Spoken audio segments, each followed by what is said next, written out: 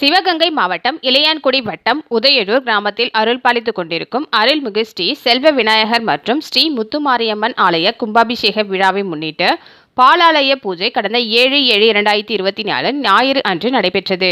உதயனூர் இந்து கிராம பொதுமக்கள் அனைவரின் தீர்மானத்தின் ஒப்புதலோடு கிராம நிர்வாகிகள் ஏற்பாடு செய்து இந்த கும்பாபிஷேக விழாவினை ஆவணி மாதம் நடத்துவதற்கு திட்டம் செயல்படுத்தப்பட்டுள்ளது. ஓட்டுக்கோட்டையில் அமைந்துள்ள ஸ்ரீ செல்வ விநாயகரின் ஆலயத்தை கோபுரமாக எழுப்பி திருப்பணி செய்திட தீர்மானம் நிறைவேற்றப்பட்டது.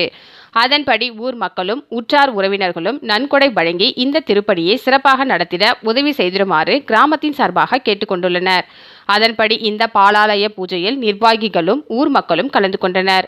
நடைபெற உள்ள கும்பாபிஷேக விழாவினை சிறப்பாக நடத்திட கிராமத்தின் சார்பாக விழா குழுவினர்கள் நியமிக்கப்பட்டுள்ளார்கள்.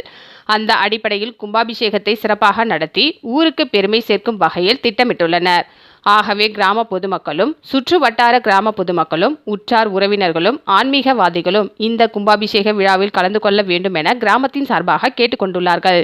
சிவகங்கை மாவட்டம் இளையான்குடி வட்டம் உதயனூர் கிராமத்தில் அருள்பாலித்துக் கொண்டிருக்கும் அருள்மிகு ஸ்ரீ செல்வ விநாயகர் திருக்கோவில் திருப்பணிக்காக கடந்த 7ஆம் தேதி பாலாலய பூஜை நடைபெற்றது.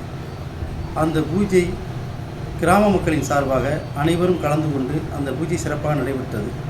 இக்கோயிலானது கடந்த 15 வருடங்களுக்கு முன்பாக கட்டப்பட்டு ஓட்டுக்கொட்டகையில் இருந்து கொண்டிருக்கின்றது. அந்த ஓட்டுக்கொட்டையிலிருந்து கோபுரமாக எழுப்பி அதை குடமுழுக்கு நடத்த வேண்டும் என்று கிராமத்தின் சார்பாக முடிவு செய்யப்பட்டு அதன்படி ஆவணி மாதம் விநாயகருக்கும் அருகில் உள்ள முத்துமாரியம்மன் ஆலயத்திற்கும் திருப்பணி முடிந்து குடமுழுக்கு நடத்த முடிவு செய்யப்பட்டது.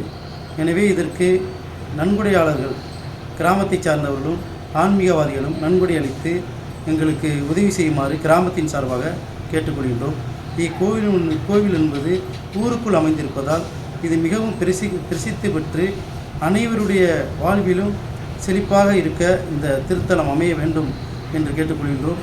அதன்படி வெளிநாட்டில் வாழக்கூடிய நபர்களும் உள்ளூர்வாசிகளும் இந்த திருப்பணிக்கு நன்கொடை அளித்து முழு ஒத்துழைப்பும் கொடுத்து இந்த திருப்பணியையும் குடமுழுக்கையும் சிறப்பாக நடத்திட ஆதரவு கொடுக்குமாறு கிராமத்தின் சார்பாக கேட்டுக்கொள்கின்றோம்.